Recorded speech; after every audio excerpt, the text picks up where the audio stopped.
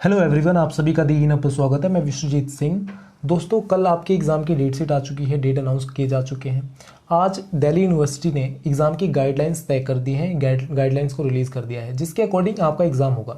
इस गाइडलाइंस में बताया गया है कि एग्ज़ाम किस प्रकार से होना है, किन किन बच्चों का होगा, कब होगा, ठीक है, बच्चों को क्या तैयारी करना है, किस तरह से लिखना है, किस तरह से नहीं लिखना है, कितना टाइम दिया गया है, फिर भी अगर टाइम में नहीं हो पाया, उतने टाइम पीरियड के अंदर में नहीं सबमिट कर पाए तो क्या करना है, सब कुछ सारे क्वेश्चंस का आंसर इसमें हैगा। ठीक है, आपको डिटेल में पढ़ना है तो आप क्या कर सकते हो कि जाओ दिल्ली यूनिवर्सिटी की साइट पे से डाउनलोड कर लो, या फिर हमारा टेलीग्राम ग्रुप ज्वाइन करो। वहाँ पे मैंने डाल दिया है, वहाँ से आप ले लो। नहीं तो वीडियो लास्ट तक देखो, एक एक चीज़ मैं सही से समझाने वाला हूँ तो आपको समझ में आएगा। अगर फिर भी कोई क्वेश्चन रह जाता है तो आप कमेंट करके पूछ लीजिएगा। ये जो वीडियो है बहुत ज़्यादा इंपॉर्टेंट है आप सभी बच्चों के लिए जिनका भी एग्जाम होने वाला है। ठीक है, और इसके अंदर में आपका 99.9% जो क्वेश्चंस हैं आपके माइंड में, ठीक है, वो सारे सॉल्व हो जाएंगे इस वीडियो को देखकर, क्योंकि इस जो गाइडलाइंस बनाई गई है उस बेस पे बनाई गई है कि सारे बच्चों के क्वेश्चंस डाउट सॉल्व हो। ठीक है, सबसे पहले मैं बात करूं तो ये जो गाइडलाइंस है किन किन बच्चों के लिए जरूरी है, अभी थोड़ी देर पहले रिलीज किया गया। सबसे पहले डेट देख लो तो 21/5/2021 का है, अभी थोड़ी देर पहले रिलीज किया गया है, दिल्ली यूनिवर्सिटी के ऑफिशियल वेबसाइट पर मिल जाएगा। ये गाइडलाइंस है किसके लिए, तो NCEE वाले जो नॉन वाले जो कॉलेज की लड़कियां होती हैं उनके लिए, और school of open learning SOL वालों के लिए ये गाइडलाइंस हैगा। ठीक है, अब सबसे पहले बात करें तो एग्जाम क्यों हो रहा है, क्या हो रहा है, कैसे हो रहा है, कब आया भाई डेट नोटिफिकेशन। बहुत सारे बच्चे तो ऐसे सोकर उठे होंगे कि भैया एग्जाम भी है क्या, एग्जाम का डेट आ गया क्या, ऐसे, क्योंकि उनको पता नहीं होगा। तो सबसे पहले पॉइंट में ये बताया गया कि भैया जो आपका एग्जाम की तैयारी है, नोटिफिकेशन नंबर इतना इतना के तहत 29 अप्रैल को ही हमने एग्जामिनेशन का नोटिफिकेशन निकाला। ठीक है, फिर उसके बाद कुछ प्रॉब्लम आ गई, फिर 3 अप्रैल को वापस हमने मैसेज, मतलब कुछ 3 मई को हमने वापस से एक नोटिफिकेशन निकाला कि भैया एग्जाम कैंसिल हो गया। ठीक है, 15 तारीख से एग्जाम था। फिर आपका एग्जाम का कल डेट शीट अनाउंस हुआ 20 मई को। ठीक है, तो यहाँ पे बताया जा रहा है कि भैया आपका नोटिफिकेशन नंबर इतना इतना इतना 20 मई को हमने रिलीज कर दिया आपका डेट शीट, एग्जामिनेशन का नोटिफिकेशन साइट पे अवेलेबल है, जाके चेक कर ले साइट क्या हुआ तो due.ac.in। ठीक है, अगला नोटिफिकेशन में कहता है कि भैया जो आपका एग्जाम है वो 7 जून से कंडक्ट करवाया जाएगा, नोटिफिकेशन नंबर इतना इतना इतना है। ठीक है, ये कहा जा रहा है। और ये एग्जाम होगा किन किन का और कैसे होगा, तो ये ओपन बुक एग्जामिनेशन के थ्रू होगा फाइनल ईयर वाले स्टूडेंट्स का, जो ऑल यूजी जो कोर्स से कर रहे हैं, यूजी कोर्स। ठीक है, जो अंडर ग्रेजुएशन वाले कोर्स है, ग्रेजुएशन से पहले वाले यूजी कोर्स से कर रहे हैं 3 साल का, उनका ये एग्जाम होगा। NC-वेब और SOL वाले से रिलेटेड ये नोटिफिकेशन 20 तारीख को पब्लिश कर दी गई थी। ठीक है, समझ में आता है। इसके अंदर में दोस्तों मैंने जब इस गाइडलाइंस को पढ़ा तो इसके अंदर में ऑलमोस्ट बहुत सारे क्वेश्चंस के आंसर जो मेरे पास भी नहीं थे वो भी इसमें दिए हुए हैं। ठीक है, तो बहुत ज़्यादा इंपॉर्टेंट गाइडलाइंस है, तो इसको आप ध्यान से वीडियो को देखिए जिससे आपको समझ में आए। यहाँ पे हम बात करते हैं एक्स स्टूडेंट्स की। सबसे पहले एक्स स्टूडेंट होते कौन से हैं, तो 3 साल का कोर्स है भैया, हमने 3 साल में क्लियर नहीं कर पाए, मेरा चौथा साल भी लग गया क्योंकि मैं हूँ कमजोर बच्चा। तो जो चौथा साल लगा ना, तो 3 साल तक मुझे स्टूडेंट बोला जा रहा था, चौथा साल लगते ही मुझे क्या कहने लगे लोग, एक्स स्टूडेंट। तो एक्स स्टूडेंट्स के बारे में भी बात करता है। तो भैया एक्स स्टूडेंट जिन्हें इंप्रूवमेंट के लिए भरा है तो उनका एग्जाम होगा। ठीक है, कोई भी एक्स स्टूडेंट है वो अपना शेड्यूल डेट शीट जाके देख ले, क्योंकि सेम ही डेट शीट आने वाला है, कोई अलग date sheet particular date sheet नहीं निकल के आता है कि भैया ये वाला डेट शीट एक्स स्टूडेंट्स के लिए। समझ में आता है। कोई भी ER ने भर रखा हो, किसी ने, किसी का इंप्रूवमेंट भरा हो, कोई भी एक्स स्टूडेंट हो, तो उसका भी वही डेट शीट है जो बाकी नॉर्मल बच्चों का डेट शीट है। सबसे पहले तो ये एग्जाम किस किस का है, तो 4th सेमेस्टर वालों का और फाइनल ईयर वाले स्टूडेंट्स का एग्जाम होगा। ठीक है, आगे और बात करें दोस्तों तो इसके अंदर में यही चीजें बताई गई कि कैसे कैसे क्या एग्जाम है, कब लिया गया था, कब नहीं लिया गया था, कौन अपेयर कर सकता है।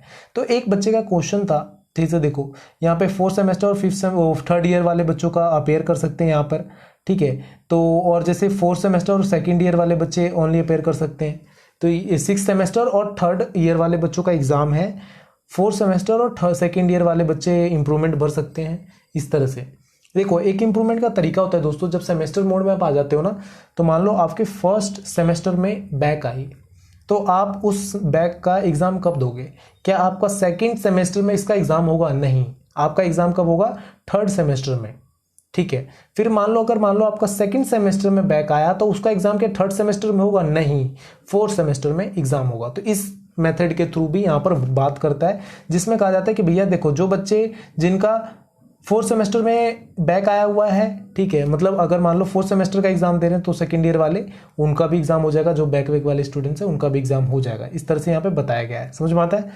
आगे बात करें दोस्तों तो ये जो एग्ज़ाम है फाइनल ईयर वाले स्टूडेंट्स का एग्ज़ाम है, और ये कारण बताया जा रहा है कि भैया कैसे कैसे क्या, पीछे भी 2-3 बार ओपन बुक एग्जामिनेशन हो चुका है, ठीक है, और ये मतलब यूजीसी की गाइडलाइंस के तहत लिया जा रहा है, सब कुछ यहाँ पे बताया जा रहा है। एडमिट कार्ड के बारे में बताया गया कि एडमिट कार्ड कब तक आएगा, क्योंकि बहुत सारे बच्चों के कमेंट आ रहे थे सर अभी तक एडमिट कार्ड तो आया नहीं, एग्जाम की डेट तो इतनी नियर बाई है, कैसे करेंगे।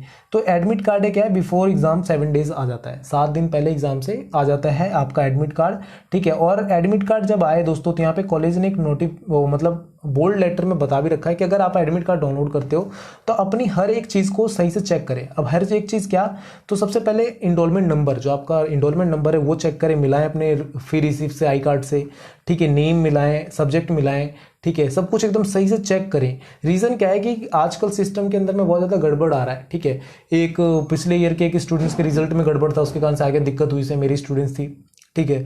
तो बहुत ज़्यादा प्रॉब्लम भी हो रहा है बच्चों को, तो वो ध्यान से चेक करें। अगर आपको कोई गड़बड़ लगता है तो उसका जो डिपार्टमेंट है, रिलेटेड डिपार्टमेंट कॉलेज, वहाँ पे जाके उसको इन्फॉर्म करें, जिससे वो उसको इम्प्रूव कर पाए, ठीक है। तो यहाँ पे एडमिट कार्ड आपके एग्जाम से 7 दिन पहले आ जाएगा, ठीक है। तो ये जो सारी चीज़ें हैं, बहुत सारे बच्चे क्या सोचते हैं कि अब यार अब एग्जाम आ गया मैं क्या करूँ, तो 7 दिन का मतलब टाइम है आपके पास। जब एडमिट कार्ड भी डाउनलोड करते हैं उसमें कोई गलती आती है तो वहाँ पे उसको सही करवाने का टाइम आपके पास मिलेगा, ठीक है, नहीं तो बाद में दिक्कत होगा। तो यहाँ पे कहता है भैया आगे कि जो भी स्टूडेंट्स हैं, मतलब जो कॉलेज हैं, जितने भी स्टूडेंट्स हैं कॉलेज के से जुड़े हुए, वो सारे बच्चे क्या है, कॉलेज अपना फ़ोन नंबर, ये सारा कुछ, ईमेल आईडी सब कुछ देगा, ठीक है। कॉलेज जो है अपनी सब कुछ कॉन्टैक्ट अवेलेबल करवाएगा स्टूडेंट्स को, और स्टूडेंट्स को भी क्या करना है भैया, अपना मैसेज सर्विस ये सब कुछ चेक करना है, ठीक है। कॉलेज इंस्टीट्यूट्स का नंबर लेकर रखना है पहले से ही। ये नहीं कि लास्ट टाइम पे आप बैठे हो एग्जाम देने के लिए और आपको लास्ट में कुछ गड़बड़ हो गया, सर्वर नहीं काम कर रहा है या फिर आपका आंसर अपलोड नहीं हो पा रहा और आप ढूंढ रहे हो, भटक रहे हो यार किससे बात करूँ, तो पहले से ही वो सारा कुछ जुगाड़ लेकर बैठो भैया।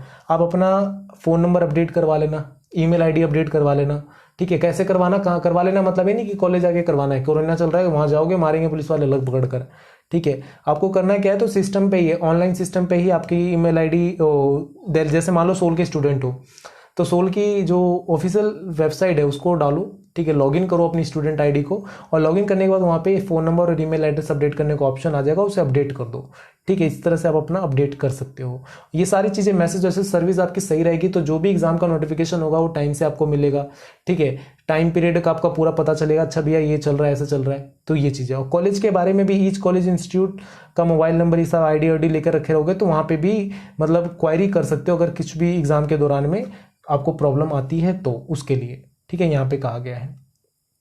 देखो, और यहाँ पे बहुत सारे बच्चों के क्वेश्चन था कि सर क्या लिखना है, कैसे लिखना है। ये तो हर बार का क्वेश्चन रहता है क्योंकि 3-4 बार हो चुका है और हर बार यही सेम क्वेश्चन रहता है। तो एग्जाम लिखना कैसे, तो यहाँ पे कहा गया भैया फर्स्ट पेज पे ये जो 5-6 चीज़ें बताई गई हैं इसको जरूर लिख लें, ठीक है। इसका एसेस लेके रख ले कि भैया ये चीज़ें मेंशन करना है मैं फर्स्ट पेज पे। आपको करना है क्या, डेट एंड टाइम एग्जामिनेशन ऐसे लिखना है, ऐसे करना है, और वहाँ पे मेंशन कर दूंगा भैया आज 21 तारीख है, 5वां महीना है और 2021 चल रहा है, टाइम 4 बज गया, 5 बज गया, जो भी है वो लिख दो। इस तरह से आपका एग्जामिनेशन रोल नंबर लिखना मैन जरूरी है, प्रोग्राम नेम, अपना नाम, प्रोग्राम नाम, ठीक है। सेमेस्टर, ईयर, जो भी आप सेमेस्टर से कर रहे हो, ईयर कर रहे हो। जो बच्चे ईयर वाले, ईयर मतलब क्या, साल में एक बार एग्जाम, सेमेस्टर वाले क्या मतलब साल में 2 बार एग्जाम, तो आप अपना सेमेस्टर कौन से सेमेस्टर में हो, ठीक है, 1 2 3 4 5 6 कौन से सेमेस्टर में हो वो लिखो, ईयर तो कौन से ईयर में हो ये लिखो, यूनिक पेपर कोड जो आपके पेपर पर मिलेगा वो लिखो, ठीक है, और जो आपका टाइटल ऑफ पेपर क्या है वो लिखो। तो ये सारी चीज़ें जरूरी हैं, आपके first page of the answer sheet पे लिखना जरूरी है, ठीक है। आगे बात करते हैं दोस्तों। तो बहुत सारे बच्चे जो फर्स्ट टाइम देने वाले हैं उनको आइडिया नहीं होगा कि स्कैन करके कितने लंबी में चाहिए, क्या चाहिए। तो स्कैन जब आप करते हो, ठीक है, तो हम हमारे पास टोटल 4 घंटे का टाइम है एग्जाम करने के लिए, जिसमें से 3 घंटे लिखने के लिए हैं, ठीक है, और 1 घंटा आपके पास एक्स्ट्रा है डाउनलोड करने के लिए क्वेश्चन पेपर को और अपलोड करने के लिए आंसर शीट को, ठीक है। और आपको करना क्या है, या फिर पीडीएफ में आप अपलोड कर सकते हो या जेपीजी फोटो के तौर पे भी अपलोड कर सकते हो।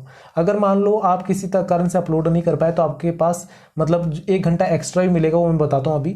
तो ये नॉर्मल स्टूडेंट्स के लिए 4 घंटे हैं, और जो पीडब्ल्यूडी कैटेगरी के हैं उनके पास 6 घंटे हैं, जिसमें से 4 घंटे लिखने के लिए 2 घंटे एक्स्ट्रा दिए गए हैं अपलोड और डाउनलोड करने के लिए।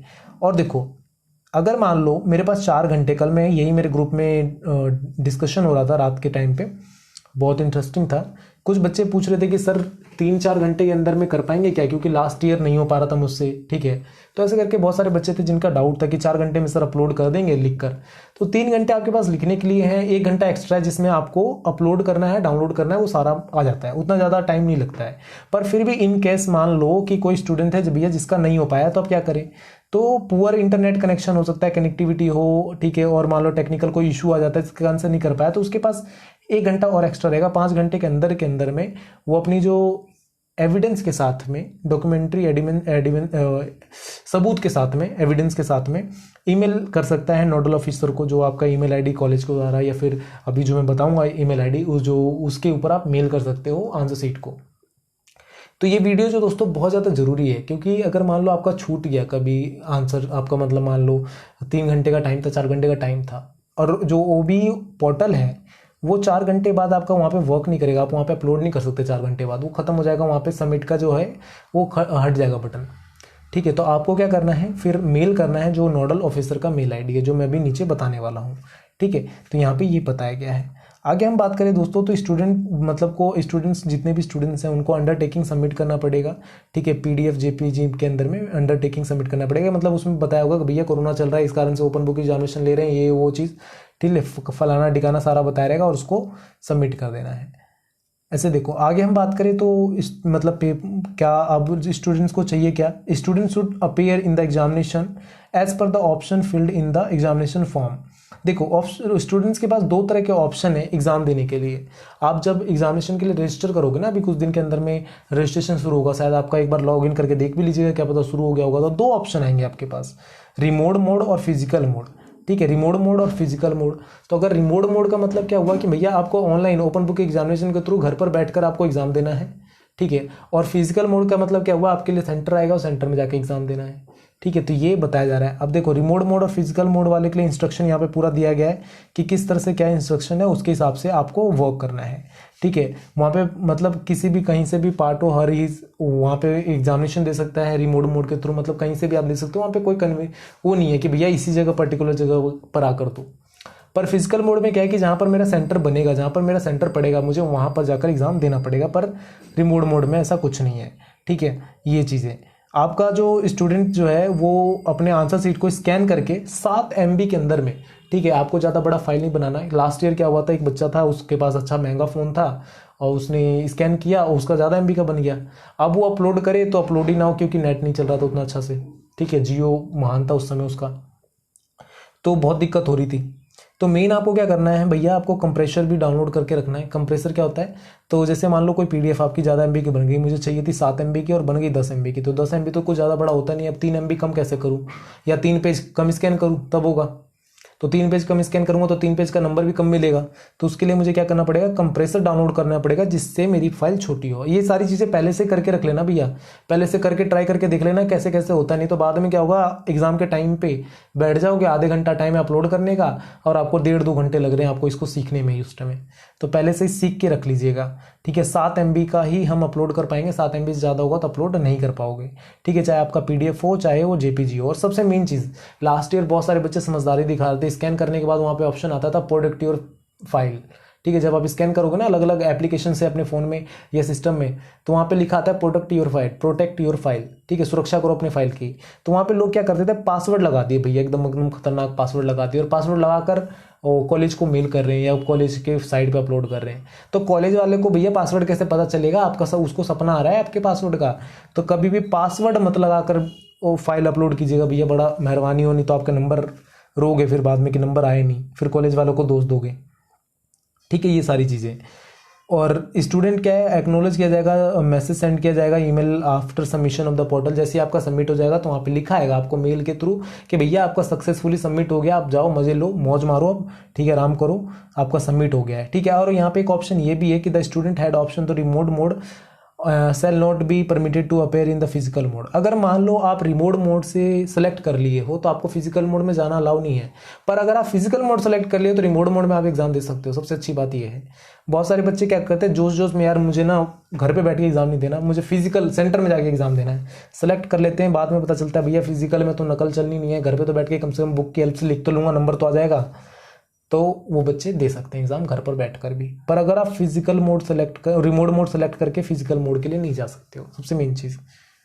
आगे इंस्ट्रक्शन हम बात करें फिजिकल मोड वाले के लिए भी तो वही सेम है कि किस तरह से स्कैन करना है, क्या करना है। मतलब स्कैनिंग डाउनलोडिंग का तो वही है, आप किसी सेंटर के अंदर में वहाँ से बताया जाएगा कि ICTC सेंटर जो होते हैं उसमें जाकर आप वहाँ से एग्जाम दे सकते हो। ठीक है, ये सारी चीज़ें बताया जा रहा है। और फिजिकल मोड वाले अपेयर इन रिमोट मोड, ये उनकी डिज़ायर है। अगर फिजिकल मोड आप सेलेक्ट करते हो फिर भी आपको चाहिए कि भैया मुझे रिमोट मोड में देना है एग्जाम, तो आप दे सकते हो, कोई दिक्कत है नहीं।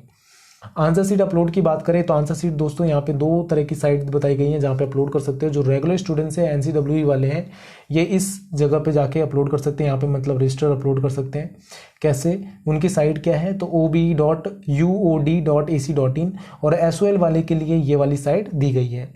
यहाँ पर ये OBE पोर्टल है, ठीक है। अभी ये OBE पोर्टल है, मतलब जहाँ पर ओपन बुक एग्जामिनेशन की साइट है जो SOL वालों के लिए और NCEE रेगुलर वालों के लिए बनाई गई है। तो ये SOL वालों की हो गई और ये रेगुलर और NCEE वालों के लिए हो गई, ठीक है। तो जहाँ पे क्या होगा कि आपको साइट पे अपलोड करना होगा। अभी मेल आईडी की बात रही तो मेल आईडी अभी रिलीज़ नहीं की गई है दिल्ली यूनिवर्सिटी के द्वारा, कुछ टाइम के अंदर में रिलीज़ कर दी जाएगी इसे भी। अगर हमें आगे पेपर की बात करें कि the paper access the view, ये सब मतलब नॉर्मली बता रखा है कि हमें क्या नोटिफिकेशन कैसे आएगा, तो भाई दिल्ली यूनिवर्सिटी की ऑफिशियल साइट पे अपडेट रहें जिससे आपको पता चलता रहे। और जो भी एनुअल हो या सेमेस्टर मोड के स्टूडेंट्स हैं, चाहे 6th सेमेस्टर के स्टूडेंट है या फाइनल ईयर के स्टूडेंट्स हैं, तो भैया ये सारी चीज़ का अपडेट रखें। ये सारी चीज़ें बताए जा रहे हैं यहाँ पर, नॉर्मल सी ये बातें कही जा रही हैं, ठीक है दोस्तों। लगता है इस वीडियो को एंड हो गया, ठीक है। और आपके पास अभी आपके जो क्वेश्चन था उसका आंसर नहीं मिल पाया तो आप कमेंट करके पूछ लेना, मैं बता दूंगा, ठीक है। ये जो वीडियो है बहुत ज़्यादा इंपॉर्टेंट है आप सभी बच्चों के लिए। थोड़ी बड़ी बनी है 16 मिनट 17 मिनट की, पर इंपॉर्टेंट है आप सभी बच्चों के लिए, ठीक है। और जो भी गाइडलाइंस आएगा मैं धीरे धीरे करके सभी का बनाता जाऊँगा आपके लिए वीडियो, जो भी अपडेट होगा आपके एग्जाम से रिलेटेड। तो प्लीज़ फ्रेंड्स सब्सक्राइब जरूर कर लें जिससे आपको आने वाले समय में जो भी वीडियो रिलेटेड अपडेट हो वो मिले। और फायदा ये रहेगा आपका सब्सक्राइब करने से कि जब आपका एग्जाम शुरू होने वाला है तो हम क्वेश्चन पेपर को सॉल्व करवाने वाले हैं, इंपॉर्टेंट क्वेश्चंस भी डालने वाले हैं, तो आपको उस समय अपडेट मिलता रहेगा जिससे आपको फायदा होगा। तो friends thank you for watching me, thank you for listening me, bye, take care, all the best.